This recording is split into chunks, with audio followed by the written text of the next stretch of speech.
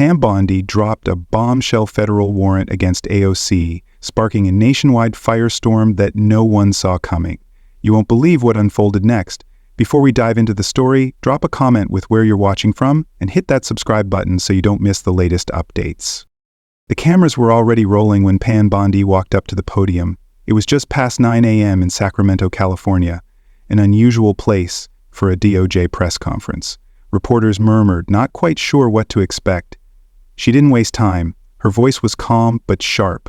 A federal warrant has been issued against Representative Alexandria Ocasio-Cortez for obstruction of federal immigration enforcement, she said, eyes scanning the crowd. Silence. Then came the flood of questions. Phones buzzed. Headlines hit Twitter within minutes. AOC targeted by DOJ. Breaking, warrant issued. Pam Bondi goes after AOC. And just like that, everything shifted. This wasn't a leaked memo. It wasn't political gossip. This was official, sealed, and signed. The warrant, according to Bondi, was tied to what she called interference with lawful federal operations. Specifically, a public campaign that allegedly encouraged undocumented immigrants to resist cooperation with ICE agents. She didn't say much else, just that the department had reviewed critical evidence and that the situation was extremely serious. She took no questions.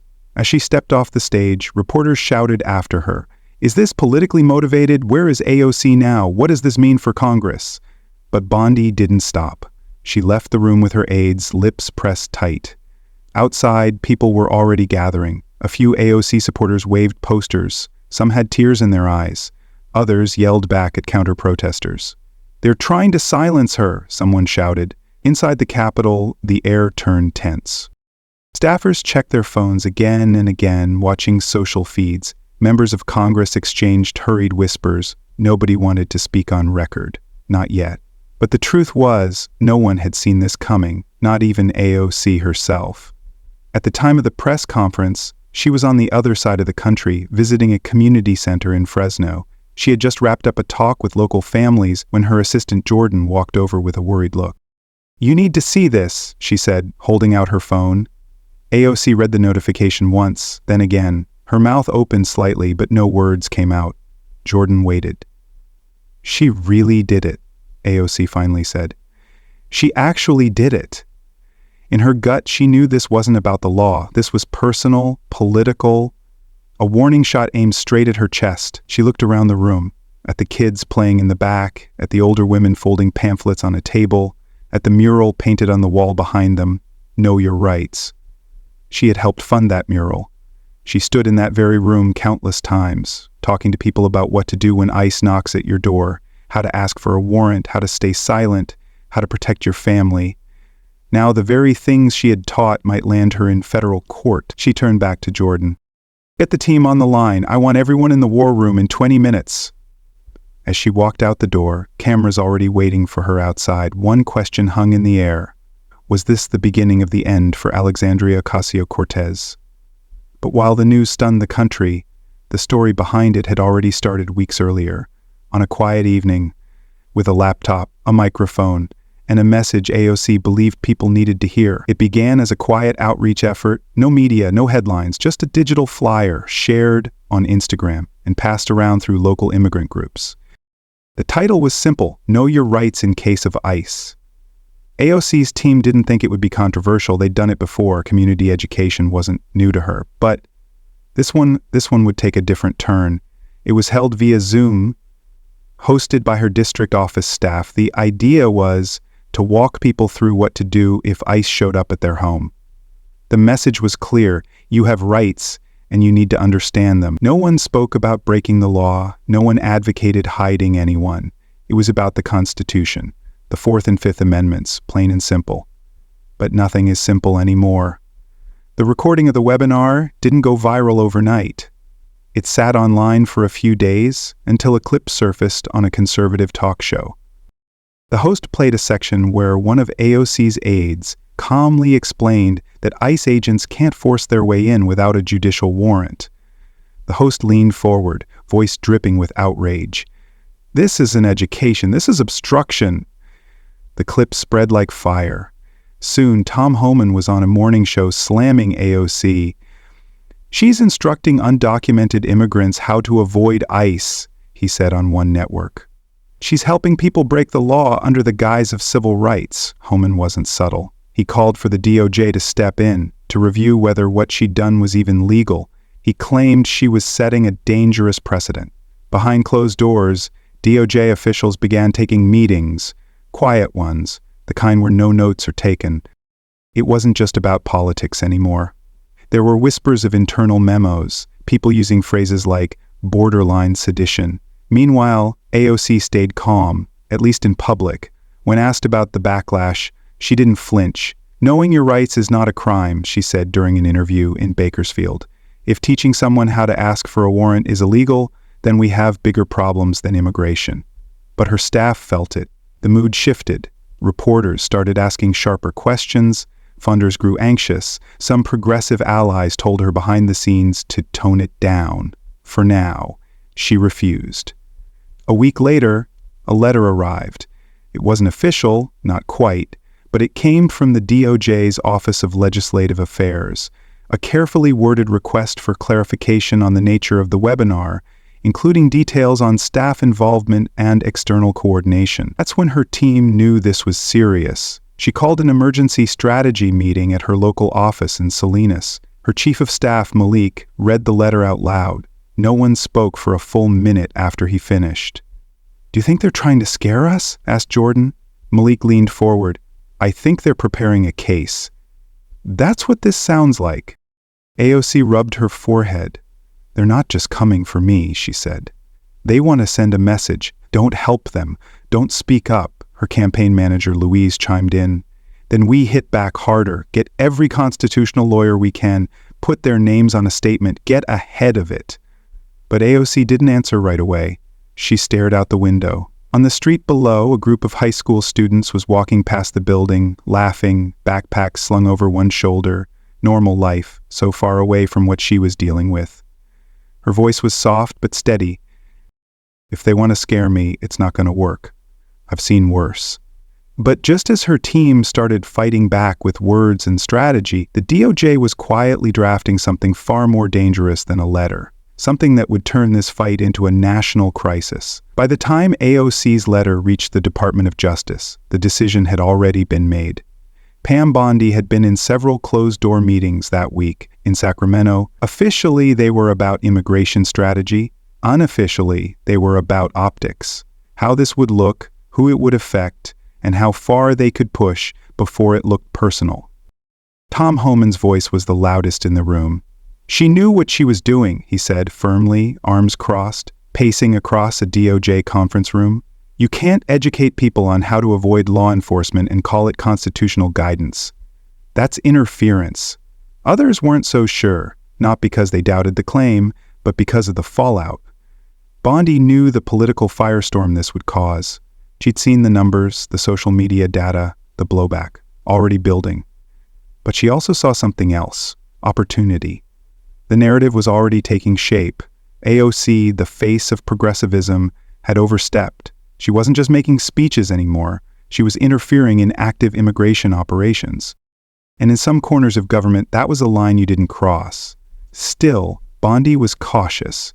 The DOJ couldn't appear partisan. That's why they worked through back channels first, collecting statements, digital records, transcripts of the webinar, and even past town hall speeches. They wanted a pattern, not an isolated incident. What they found was enough to draft a warrant.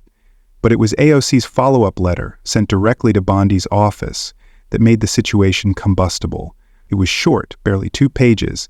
In it, she asked a single, direct question: "Am I under federal investigation?" No fluff, no legal jargon, just straight to the point.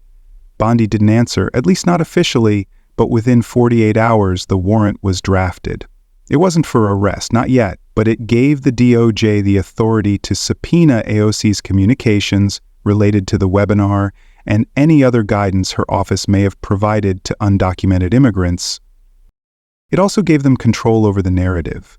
A leak, intentional or not, followed days later. A memo made its way into a reporter's inbox at a small media outlet in Reno. Within hours, the story spread: DOJ versus AOC over ICE webinar. AOC's phone didn't stop ringing. Calls came in from advocacy groups, lawyers, political allies, and even rivals. Some wanted to help. Others warned her to be careful. A few, mostly moderates, suggested she issue a public apology to de-escalate the situation. She refused. "This isn't about me," she told her team. "They're just trying to see if they can scare people like me into silence. If I back down, they'll come after someone else next, probably someone without the platform I have." Louise agreed. "But they're playing dirty now," he said. "This isn't Twitter beef, this is federal muscle." And they could all feel it. The tone had changed. What started as a political dust-up was now a legal situation with real consequences and real danger. To stay ahead, her team brought in legal counsel, not the usual campaign lawyers, but constitutional scholars, civil rights attorneys, and people who had gone up against the Department of Justice before. They held briefings every night from a rented conference room in a Fresno hotel. It was in one of those briefings that Malik said something no one wanted to hear. "If they're pulling records," he said, flipping through an email chain from months ago, "they might go after staff, interns, volunteers. This is about more than the warrant. It's about intimidation." AOC leaned back in her chair. She didn't say anything for a long time. Finally, she looked up. "Then we protect them, every single one." But while her legal team prepped and her staff circled the wagons, the outside world was catching up, and the public reaction would turn a political crisis into a cultural war.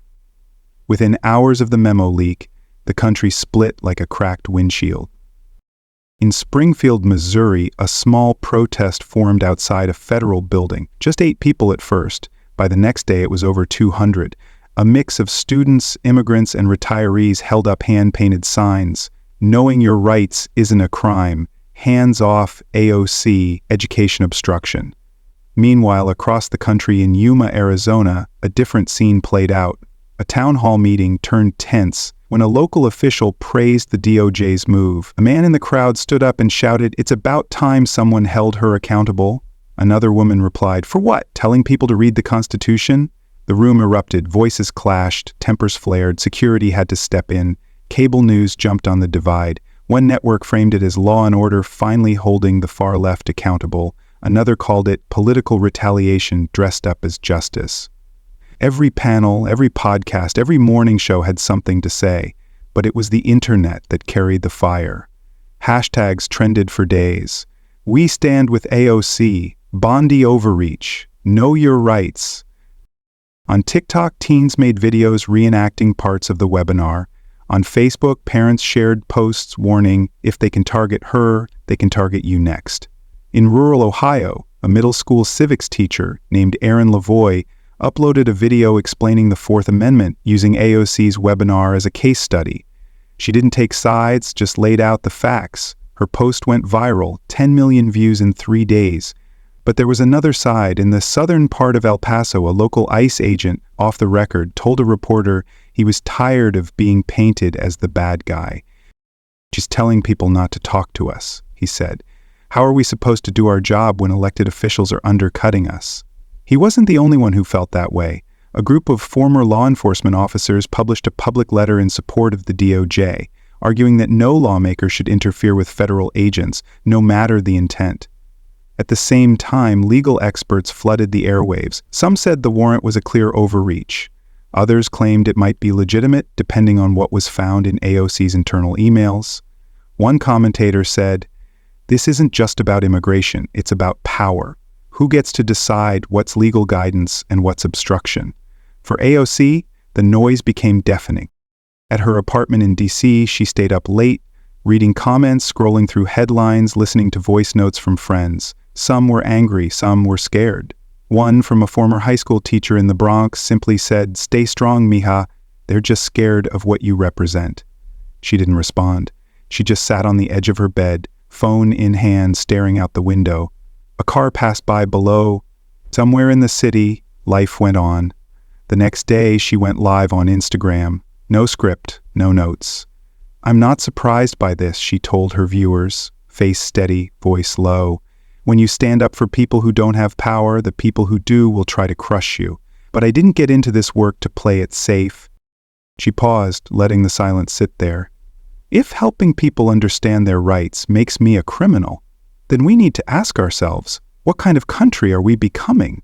The comments flooded in, hearts, fire emojis, clapping hands.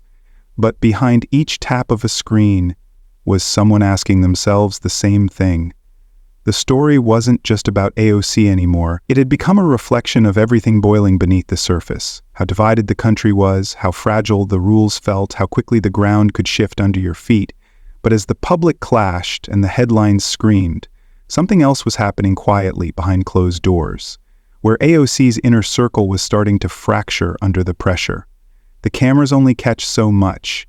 What they didn't see, what most people never do, was the toll it was taking behind the scenes, not just on AOC, but on the people around her, the ones who had been there from the beginning. Late one night in her DC apartment, she sat on the floor with her back against the couch. The living room lights were off. Just a small desk lamp glowed from the corner. Her laptop sat closed on the kitchen table, unopened for hours. Notifications still buzzed through the silence, but she ignored them. Across from her sat Malik, her chief of staff, shoulders slumped, eyes tired. "You haven't slept," he said quietly. She shook her head, pulling a blanket tighter around her legs. "I can't. Every time I close my eyes, I'm back in that room, that webinar." He didn't need to ask which part. He'd seen the clip 100 times by now. The moment her staffer, with calm professionalism, told viewers, "You don't have to answer the door unless they show you a signed warrant." Lawful, but now weaponized. "I keep wondering," she said, voice low. "Did I push too hard? Did I give them the excuse they were waiting for?" Malik didn't answer, not right away. He leaned forward, elbows on knees, then looked up at her. "They were going to come after you eventually," he said. "It was never a matter of if, just when." She nodded, but it didn't bring comfort. A few hours earlier, Jordan had broken down in the office. She'd gotten a call from her mother. ICE had shown up at her cousin's house in Fresno. Not because of the webinar, but still, the timing shook her. She thought she was being watched. "I didn't sign up for this," she whispered between tears. AOC had hugged her. No words, just arms wrapped tight. But after Jordan left, she stood in the hallway for a long time, staring at the empty conference room. Even Louise was starting to show cracks. He'd always been the firebrand, the strategist with a sharp tongue and no patience for fear. But at the last team meeting, he hesitated. He mentioned pulling back on travel, lowering visibility until this blows over, he'd said. She looked at him like he was a stranger. "Since when do we hide?" she asked. Louise didn't respond, just lowered his eyes. That night, AOC found herself thinking about her first campaign. The tiny volunteer team, the late-night train rides home, the people who believed in her before she had a title. She remembered a woman in New Rochelle who told her, "I don't have money to give you, but I'll walk with you door to door. I believe in your fire." It had never been about being safe. It was about being loud when others couldn't. She grabbed her phone and texted Malik, "We need to talk to the volunteers. All of them." He texted back one word, "Tomorrow." The next evening, they set up a call with nearly 50 people from all across the country, former interns, campaign organizers, grassroots leaders. No fancy speeches, no scripts. AOC just spoke to them like she always had. "I know you're scared," she said, looking directly into the camera. "I am too. But this isn't the end. It's a test, and we're going to meet it together." There was silence on the line. Then a woman from Tucson, Arizona, unmuted herself. "I signed up for this because I was tired of watching people get hurt and no one do anything. You helped me believe change was possible. If they think they can scare you out of doing this work, they don't know who we are." Another voice came through, then another and another. Stories, thanks, promises to stand firm. When the call ended, she sat back, wiped her face, and for the first time in days, smiled. But even as that small fire of hope returned, the legal storm was accelerating, and the date for her court appearance was closer than anyone realized. The official notice arrived on a Wednesday morning, hand-delivered by a plainclothes agent to her D.C. office. It was simple and sterile. Subpoena to appear, Federal District Court, Sacramento, California. AOC stared at the envelope for a long time before she opened it. There was a date, a location, and a long list of requested documents tied to the Know Your Rights webinar. No arrest. Not yet, But this was real. She would have to stand in a courtroom and defend what she believed was a civic duty against a machine built to intimidate. The following days moved fast. Her legal team flew in from Boston, Austin, and Seattle. They took over the second floor of a law office in San Francisco. Documents were spread out across tables. Dozens of conversations happened at once about precedent, defense posture, public strategy. Malik and Louise were there, but tensions simmered between them. Malik was focused on legal strategy. Louise was worried about public perception. "She needs to own the courtroom," Louise said, pacing in front of a whiteboard. "She can't just look like a victim. She has to show strength." "She's not here to put on a show," Malik shot back. "She's here to keep from getting crushed." AOC stepped between them. "I'm not a symbol. I'm not a cautionary tale. I'm a person who did what I thought was right. That's the only story I care about telling." The next day, an anonymous source leaked internal DOJ emails to a local outlet in San Bernardino. The messages showed a small but critical crack in the prosecution's foundation. One senior official had written, "If we go forward with this, we better be ready to defend not just the legality but the morality. People aren't going to forget this." The leak changed the mood almost instantly. It didn't stop the process, but it pulled the mask off. Even people inside the DOJ were nervous. Meanwhile, something unexpected happened. A former ICE supervisor named Delaney Ortiz came forward. She had worked the Southern California region for 8 years and had attended multiple interagency briefings. In a statement given to AOC's legal team, she claimed that ICE had never viewed the webinar as a threat, until political figures made it one. "I watched the whole thing," Ortiz said. "There's no incitement, no interference, just legal education. If that's now considered criminal, we're headed into dangerous territory." The statement wasn't just powerful, it was usable. AOC's attorneys planned to submit it as part of their defense, along with affidavits from constitutional law scholars, civil rights leaders, and even a few conservative figures who opposed the warrant on principle. Still, the pressure grew. Outside the courthouse, fencing went up. Sacramento PD prepared for demonstrations. Federal agents coordinated with local officials on security protocols. Across town, AOC stayed in a rented apartment with blackout curtains and only 2 aides by her side. She slept little. When she did, she dreamed of empty hallways and locked doors. One night, she made a call she had been putting off, to her mother. They hadn't spoken in weeks. The stress had created distance. Her mother worried constantly and didn't hold back her fears. "I just don't want to see you go through this," her mother said through the phone. "You're strong, mija, but this system, it eats people." "I know," AOC whispered. "But if I walk away now, what does that say to every young woman watching this? Every immigrant, every teacher, every person who thinks the rules are only for the powerful?" Her mother sighed, then quietly said, "Promise me you'll come home when it's over." "I promise." She hung up and stared at the ceiling. For a moment, she wasn't a congresswoman or a headline, she was just a daughter trying to hold it together. But she wouldn't have long to reflect, because in just a few days, the courtroom would open its doors, and everything she stood for would be placed on trial. It was still dark when she arrived at the courthouse. The city hadn't woken up yet, but a crowd had already gathered, some holding signs, others wearing silence like armor. Police stood behind barricades, reporters jostled for position, and in the center of it all, Alexandria Ocasio-Cortez stepped out of a black SUV wearing a navy blue suit and a simple white blouse. No makeup team, no entourage, just her, Malik, and her attorney. Inside the courthouse, the tension was thick. The judge, a longtime federal appointee known for his cool, called the session to order. The room fell quiet. The DOJ attorneys presented their case first. Their argument was technical, methodical. They claimed AOC's office had crossed a line, issuing instructions to undocumented individuals that could impede lawful enforcement. They used phrases like interference in federal operations and irresponsible misuse of public office. AOC sat still, her hands folded on the table. She didn't flinch, not when they brought up her social media posts, not when they showed clips of the webinar, but it was her team's turn that changed everything.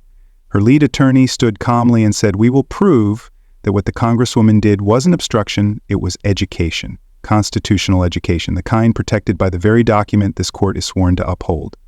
They called their witnesses. First came Professor Lana Green, a constitutional scholar from Portland State University. She broke down how the content of the webinar aligned with settled Supreme Court rulings. Her tone was crisp, her points surgical. Then came Delaney Ortiz, the former ICE supervisor. Her testimony carried weight, not just for what she said, but how she said it. Direct, unapologetic. "I've been in those rooms," she said. "No one had a problem with this kind of education until politics got involved. And if we criminalize that, we're not protecting the law, we're weaponizing it." The final witness was unexpected. A 19-year-old nursing student named Carla Mendoza, originally from Bakersfield, took the stand. She had watched the webinar with her mother, who was undocumented. When ICE knocked on their door 3 weeks later, they stayed calm. They asked for a warrant. The agents eventually left. "They didn't arrest us. They didn't push inside," Carla said. "Because of that webinar, I knew we had the right to ask questions. My mom didn't get deported. I still go to class. That knowledge saved my family." The courtroom was still. No one spoke. When it was finally AOC's turn to address the court, she stood without notes. "I didn't start out in politics," she began. "I was a waitress. I was a daughter of immigrants. I knew what fear looked like, and I knew what silence cost." She paused, meeting the judge's eyes. "When my team created that webinar, we weren't trying to break the law. We were trying to teach people what the law already gave them, the right to ask questions, the right to due process. If we can't say that out loud in this country, then what are we even defending?" The judge didn't respond.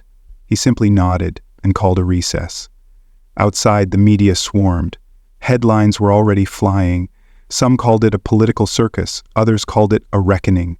But inside, the judge sat quietly with the case files. He didn't make a ruling that day. It would take weeks, maybe months. Still, the moment had already arrived. The line had been drawn not between left and right, but between fear and principle, between silence and speech, and AOC had made her choice. As she walked out of the courtroom, surrounded by the noise of cameras and chants and breaking news, a young girl on the sidewalk reached out and handed her a folded piece of paper. AOC unfolded it in the car. It said, "Thank you for fighting. I'm not afraid anymore." She didn't cry. She just smiled and folded the note back into her pocket. Because no matter what the court decided, she knew something deeper had already shifted. When power is challenged by truth, it doesn't break, it blinks. And sometimes, that's enough to keep the light alive. In my view, this saga with AOC and Pam Bondi isn't just about a warrant, it's a clash of principles. AOC's push to educate people on their rights feels like a stand for the powerless, something I admire in a system that often silences them, but I get the other side too. Law enforcement needs to do its job, and some see her actions as crossing a line into obstruction. It's messy, and that's why it's gripping. Was this a political hit or a legit crackdown? I lean toward it being personal, but I'd love to hear your take. Do you think AOC went too far, or is the DOJ overreaching? Thanks for watching this wild ride with me. Drop your thoughts below, hit like if you enjoyed it, and subscribe for more stories that make you think. Let's keep the conversation going.